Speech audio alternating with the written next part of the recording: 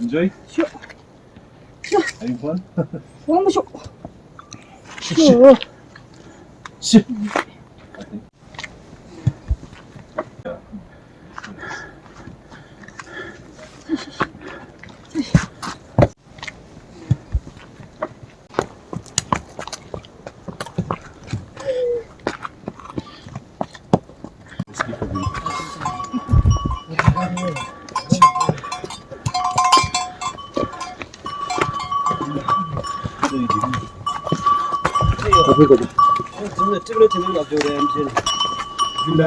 Okay. Hi friends, welcome back to Zach's Varieties. ഞാനിപ്പോൾ ഉള്ളത് ഭൂട്ടാനിലെ Peru. ഇവിടുന്ന് ഈ മലന്റെ മുകളിലൊരു വലിയൊരു മോണസ്ട്രി ഉണ്ട്, ടൈഗർ നെസ്റ്റ് മോണസ്ട്രി. അത് കാണാൻ പോവാ.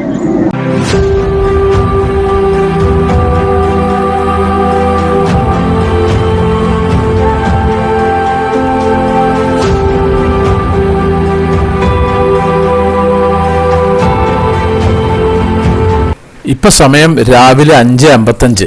ഞാൻ രാവിലെ എണീച്ച് കുളിയൊക്കെ കഴിഞ്ഞ് നമ്മളെ ഹോട്ടലിൻ്റെ ജനലൊന്ന് തുറന്നു നോക്കുകയാണ്.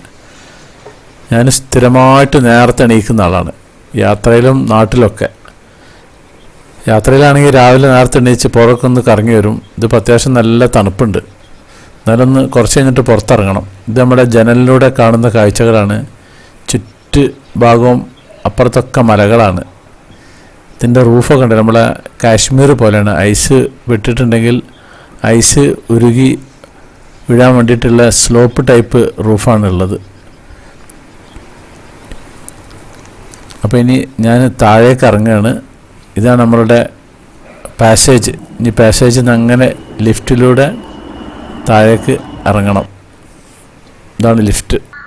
അപ്പോൾ നമുക്ക് ഇവിടുത്തെ കാഴ്ചകളൊക്കെ കാണാം. ഭൂട്ടാൻ ഒന്ന് വരേണ്ട സ്ഥലം തന്നെയാണ്. അപ്പോൾ കോടമഞ്ഞ് ഇറങ്ങിയിട്ടുള്ള ഒരു ഭാഗം നമുക്ക് കാണാം. ആദ്യം അങ്ങ് ദൂരെ കണ്ടില്ലേ,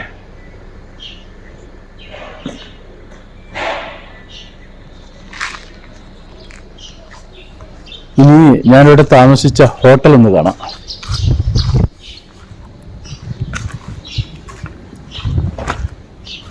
ഇതാണ് ഹോട്ടൽ.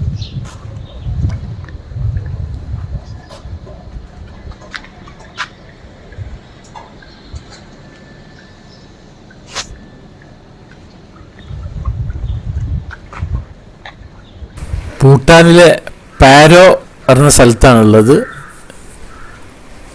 ഇനി നമുക്ക് ഹോട്ടലിലേക്ക് ഞാൻ കയറാണ്. അതിൻ്റെ റിസപ്ഷനൊക്കെ ഒന്ന് കാണും. എന്നാലും രാത്രി ഒന്നല്ലേ, റിസപ്ഷനൊന്നും അങ്ങനെ കണ്ടിട്ടില്ലല്ലോ. ഇതാണ് അതിൻ്റെ സ്റ്റെപ്പ്. പാറോ സിറ്റി തന്നെ നമ്മളുടെ ഹോട്ടൽ നിൽക്കുന്നത്. ഇതിങ്ങനെ ഒരു സിറ്റിംഗ് ഏരിയ, ചെറിയൊരു ബാൽക്കണി മോഡൽ. അത് കഴിഞ്ഞിട്ടുണ്ടെങ്കിൽ ഇതൊക്കെ അതിൻ്റെ ഓപ്പോസിറ്റുള്ള ബിൽഡിങ്ങുകളാണ്. ഇതാണ് അതിൻ്റെ ഉൾഭാഗം.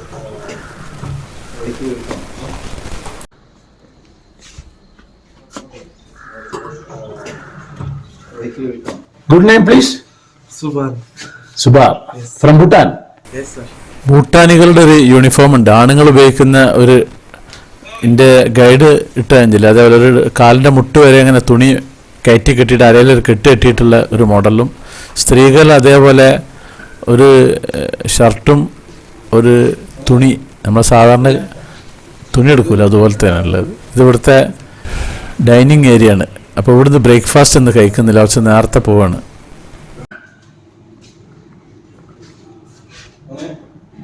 ഇവിടുത്തെ ഹോട്ടൽ സ്റ്റാഫാണ് ആ പെണ്ണുങ്ങൾ. ഇതൊരു ക്രിസ്മസ് അപ്പൂപ്പൻ ഇവിടെ ഉണ്ടാക്കി വെച്ചേക്കുന്നത്. അപ്പോൾ അതിൻ്റെ അടുത്ത് ഞാനും നിൽക്കട്ടെ.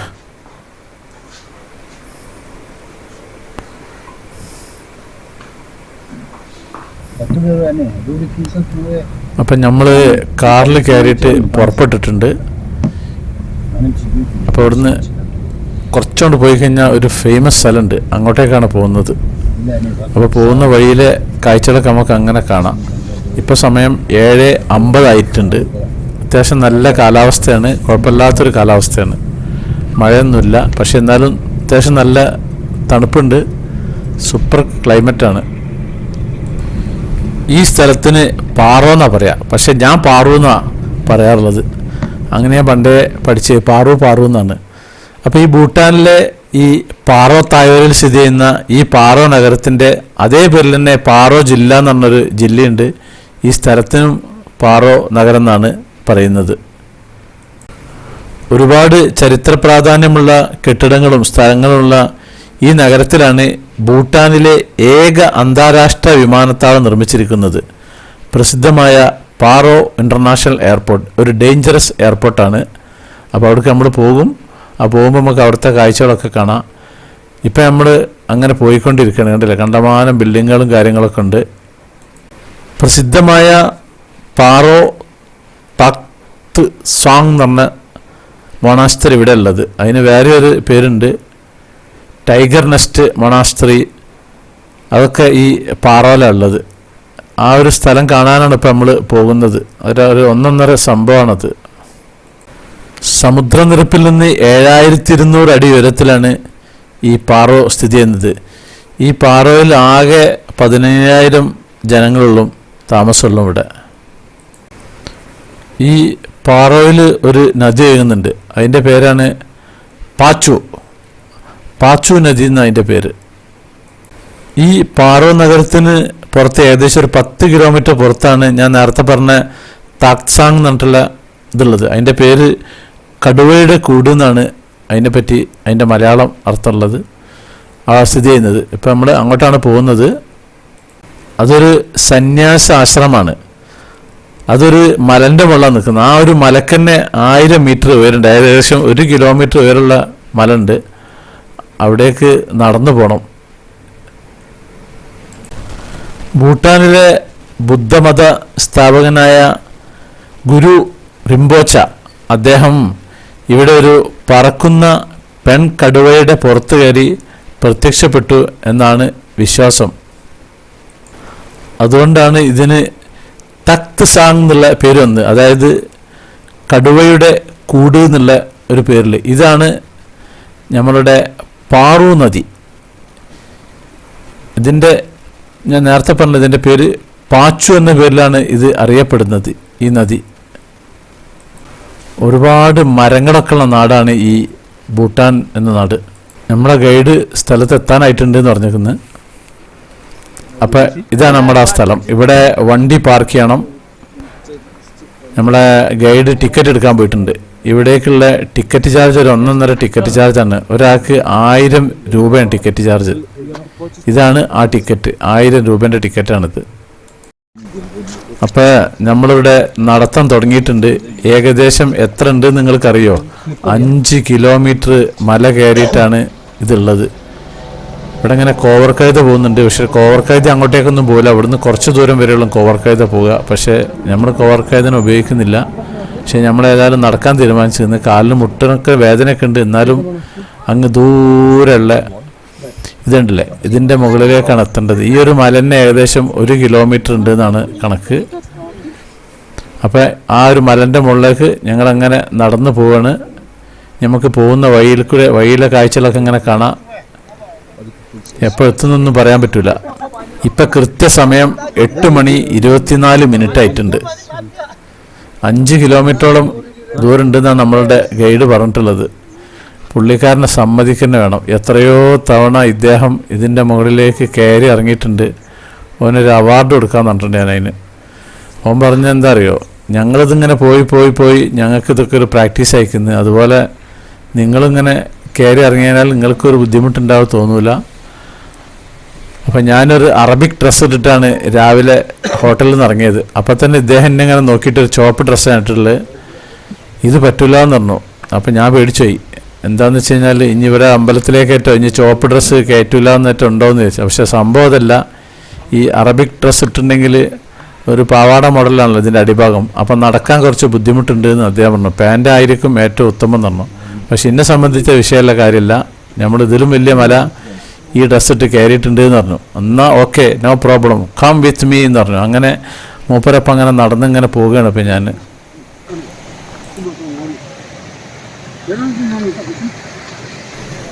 ഇവിടെ ഒരു സ്ഥലത്ത് ഇങ്ങനെ വെള്ളം ഒലിക്കുന്നുണ്ട്, കണ്ടില്ലേ? ഇവിടെ ഇഷ്ടംപോലെ പല സ്ഥലങ്ങളിലും ഈ മലൻ്റെ മുകളിൽ നിന്ന് വെള്ളം ഇങ്ങനെ താഴേക്ക് ഇങ്ങനെ ഒലിച്ചിറങ്ങുന്നുണ്ട് നമ്മളെ ഗൈഡ് പറഞ്ഞേക്കുന്നത്.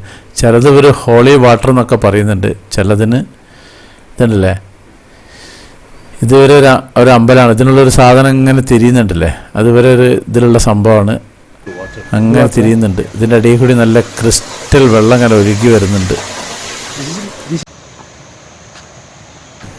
ഇത് വഴിയിൽ ഇങ്ങനെ ഇരിക്കാൻ വേണ്ടി ഇട്ടിക്കാണ്. കാരണം അത്യാവശ്യം ഇരിക്കേണ്ടി വരും. കാരണം കാല് കടഞ്ഞിട്ട് അങ്ങനെ ആളുടെ അടപ്പ് വരും. അതിന് വേണ്ടിയിട്ട് വെച്ചതാണ്.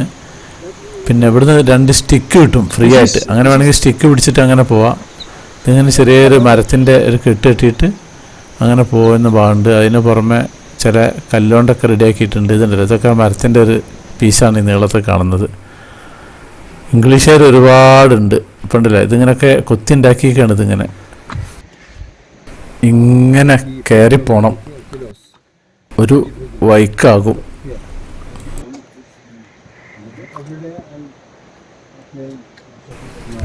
ഈ ഒരു സ്ഥലം സാധാ ലെവലിലാണുള്ളത്. അപ്പോൾ ഇങ്ങനത്തെ സ്ഥലം എത്തുമ്പോൾ നമുക്കൊരു ചെറിയൊരു സമാധാനമാണ്. കയറ്റാകുമ്പോഴാണ് നമുക്കുള്ളൊരു പ്രശ്നം. ഇതിപ്പോൾ നല്ല നിരപ്പായ ഒരു സ്ഥലത്ത് കൂടി അങ്ങനെ അങ്ങോട്ട് പോവുകയാണ്. ഒരു ഒറ്റയ്ക്ക് പോയാൽ അത് വെറുപ്പിച്ചാൽ കേട്ടോ. ഇത് കമ്പനി കൂടിയിട്ട് വേണം പോകണം. ഇതിവിടുന്ന് ഇതിൻ്റെ പുറം ഭാഗങ്ങളിൽ നമ്മൾ കയറിയ ഭാഗത്തേക്കുള്ള കാഴ്ചയാണ് ആ ഒരു ഭാഗം. ഇവിടെ മുളകൊണ്ട് ഇരിക്കാൻ വേണ്ടിയിട്ടുള്ള സ്ഥലം ഉണ്ടാക്കിയിരിക്കുന്നത്. അത് ഏതായാലും നല്ലൊരു സൗകര്യമാണ്. പല സ്ഥലങ്ങളിലും ഇങ്ങനെ ഇരിക്കാനുള്ള ഇരിപ്പിടം ഉണ്ടാക്കിയതുകൊണ്ട് നമുക്ക് ഇടയ്ക്ക് റെസ്റ്റ് എടുത്ത് അങ്ങനെ പോകാം. കണ്ടിന്യൂസ് ആയിട്ട് അങ്ങനെ പോകൽ എന്തായാലും നടക്കില്ല. അതാണ് നമ്മുടെ ഗൈഡ്. ഞാൻ അങ്ങനെ പിന്നിലാണ് പോകുന്നത്. അദ്ദേഹത്തിൻ്റെ യൂണിഫോം കണ്ടില്ലേ, ഒരു സോക്സ് അങ്ങനെ കയറ്റിയിട്ടിട്ട് ഒരു മുട്ട് വരെയുള്ള ആ ഒരു തുണി മടക്കുത്തിയിട്ട് അതാണ് അവരുടെ ഒരു ഡ്രസ്സുള്ളത്.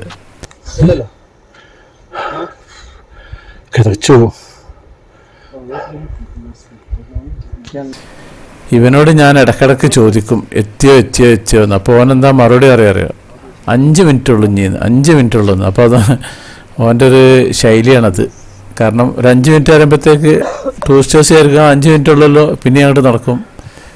അതാണ് പിന്നെയാണ് മനസ്സിലായത് ഇവൻ്റെ ഈ 5 മിനിറ്റ്. കുറേ 5 മിനിറ്റ് ഇപ്പം ഇങ്ങനെ കഴിഞ്ഞ് പോയിക്കുന്നത്. ഞാൻ എപ്പോഴും വരെ ബാക്കിലാണ്, നടന്നിട്ട് എത്തിയിട്ടില്ല. അത്യാവശ്യം നല്ല ടയേർഡ് തന്നെയാണ്. നമ്മുടെ കാലിൻ്റെ അടപ്പ് വരും. ഇവിടുന്ന് നോക്കിയാൽ നമ്മൾ കയറിയ ഭാഗത്ത് ആ ഒരു അങ്ങാടിയൊക്കെ ഇങ്ങനെ കാണാം. ഇവിടെ കുതിര വാടക കൊടുക്കുന്നുണ്ട്. ഇതിൻ്റെ മുകളിലേക്ക് കയറാൻ പറ്റാത്തവർക്ക് കുറഞ്ഞ ദൂരം വേണമെങ്കിൽ ഇതുപോലത്തെ ഈ കോവർ കഴുതയിൽ കയറിയിട്ട് പോകും. അതിനുള്ള സ്ഥലമാണ്, അതിൻ്റെ വാടക കൊടുക്കുന്ന സ്ഥലമാണ്. ഒരു പെണ്ണുങ്ങളുണ്ട് അവിടെ. ഞാൻ കാശൊന്നും ചോദിച്ചിട്ടില്ല. അതിൽ വേണമെങ്കിൽ നമുക്കങ്ങനെ കുറച്ച് ദൂരം പോയിട്ട് പിന്നെ അവിടുന്ന് പിന്നെ നടക്കാം. അത് ഇതിൻ്റെ അറ്റം വരെ കുതിര പോകില്ല എന്നർത്ഥം. എല്ലാ സൗകര്യങ്ങളും ഉണ്ട്. ഒരു ഐഡിയ ആണ്. ഇതൊരു ഇംഗ്ലീഷുകാർ കുതിരപ്പുറത്തുനിന്ന് അവിടുന്ന് ഇങ്ങനെ വരുന്നുണ്ട്. അപ്പോൾ ഒരു അവിടുന്ന് വാടക എടുത്താണോ സംശയമുണ്ട്.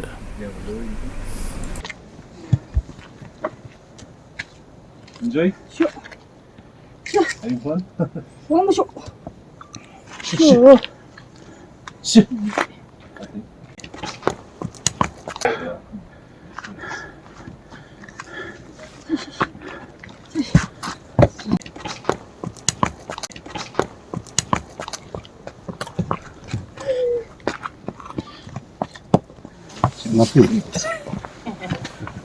This is the easy way.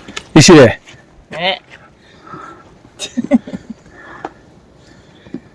Oh, everybody are horse, eh? Yeah, most of the people.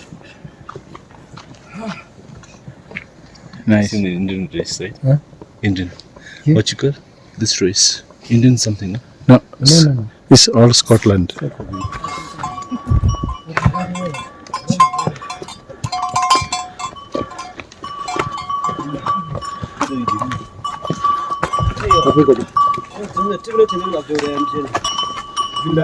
എന്റെ മുകളിൽ കയറി മടങ്ങി വരികയാണ് കുതിര.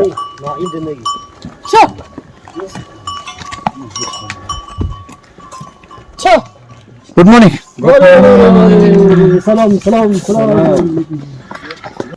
ഇപ്പൊ കുറച്ച് കുതിരകൾ ഇറങ്ങി വരുന്നുണ്ട്. അതെന്താ വെച്ചാൽ നേരത്തെ ഇടുന്നൊരു പെണ്ണിനെ കൊണ്ട് പോയില്ലേ, അതേപോലെ കുറച്ച് പാസഞ്ചറേയും കൊണ്ട് പോയിട്ട് ഒരു സ്ഥലം വരെ വെച്ച് അവിടുന്ന് പിന്നെ ആ കുതിര തിരിച്ച് ഇങ്ങോട്ടേക്ക് വരികയാണ്. പിന്നെ ഇവിടുന്ന് അങ്ങോട്ടേക്ക് കയറിപ്പോവും.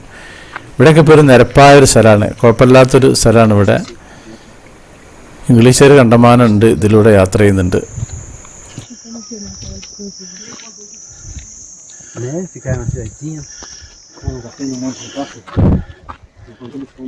അവിടെ എത്താം. ഇപ്പൊ തന്നെ ഹാഫായിട്ടുള്ളൂ.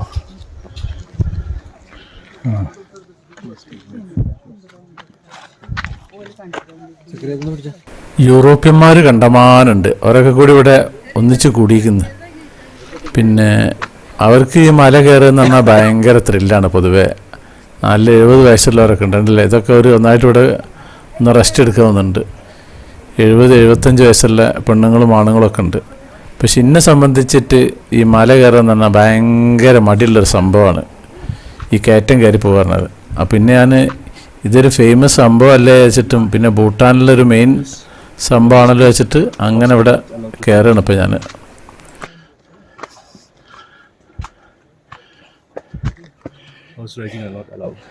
ഇതാണ് ഇതിൻ്റെ ഹാഫ് വേ, അതായത് 2.5 കിലോമീറ്റർ. ഇതുവരെയുള്ള കുതിരകൾക്ക് പ്രവേശനമുള്ളൂ. പിന്നെ ഇവിടുന്ന് എന്തായാലും നടക്കണം. If you want to record the prayer wheel, if you want to, this is also prayer wheel, okay? So it's known as finger prayer wheel.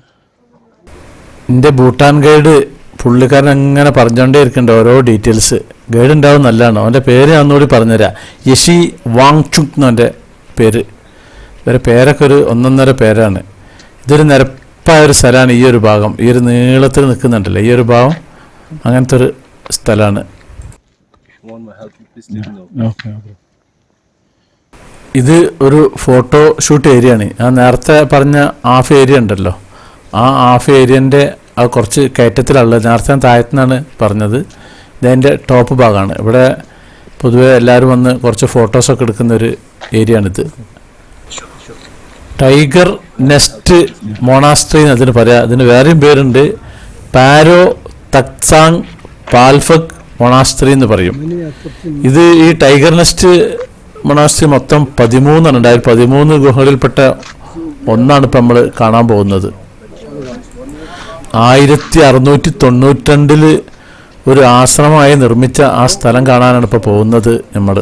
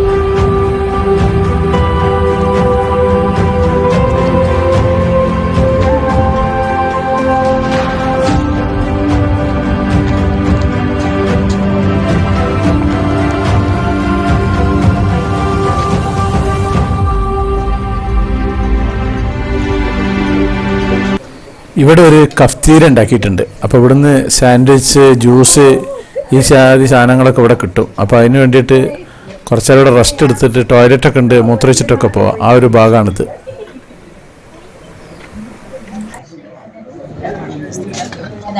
So I may do some of the tips now. I'm actually cleaning something. I don't know. Nó thích tiền đô này, không tiền đô.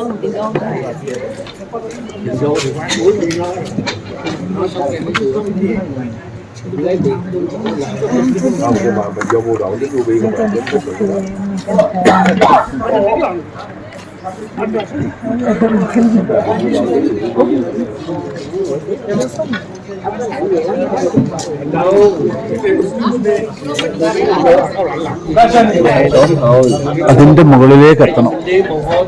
ഇത് half ഏരിയയിലൂടെ ഒരു cafeteria ഉണ്ട്. First എടുക്കണം. അതിൻ്റെ തിരക്കാണ് ഇവിടെ.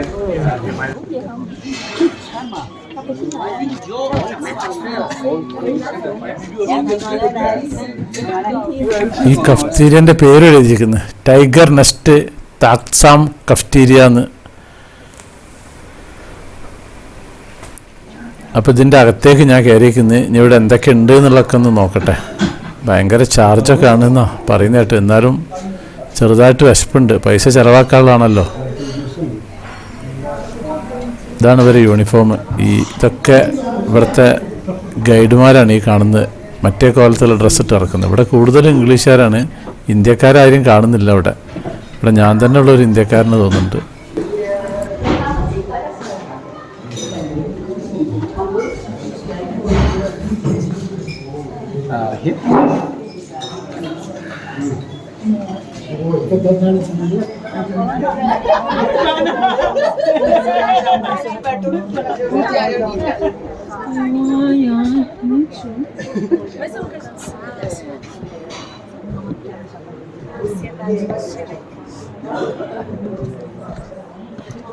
जो नहीं इतनी जल्दी चल सकता उसको तो करेंगे ना यार.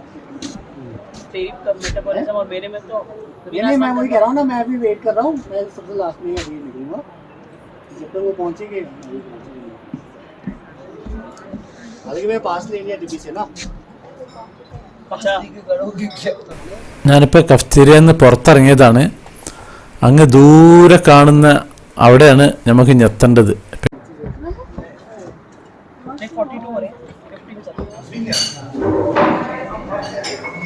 എൻ്റെ ഫേവറേറ്റ് ജ്യൂസ് ഉണ്ട്, ആപ്പിൾ ജ്യൂസ്.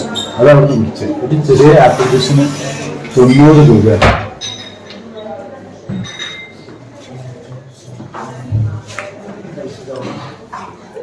കഫ്റ്റീരിയയിൽ നിന്ന് പുറത്തിറങ്ങിക്കുന്നത്. ഇനിയും അങ്ങനെ പോകണം. പോയി ആ മലൻ്റെ മുകളിലേക്ക് എത്തണം. അപ്പം ബാക്കി അടുത്തതിൽ കാണാം. അപ്പം നമ്മുടെ സാക്സ് വെറൈറ്റീസ് ചാനൽ നിങ്ങൾ ആദ്യമായിട്ട് കാണുന്നവരാണെങ്കിൽ അത് സബ്സ്ക്രൈബ് ചെയ്യാൻ മറക്കരുത്. പിന്നെ അതുപോലെ ലൈക്ക് ചെയ്യാൻ മറക്കരുത്, കമൻറ്റ് ചെയ്യാൻ മറക്കരുത്, ഷെയർ ചെയ്യാൻ മറക്കരുത്. എന്നാൽ താങ്ക് യു.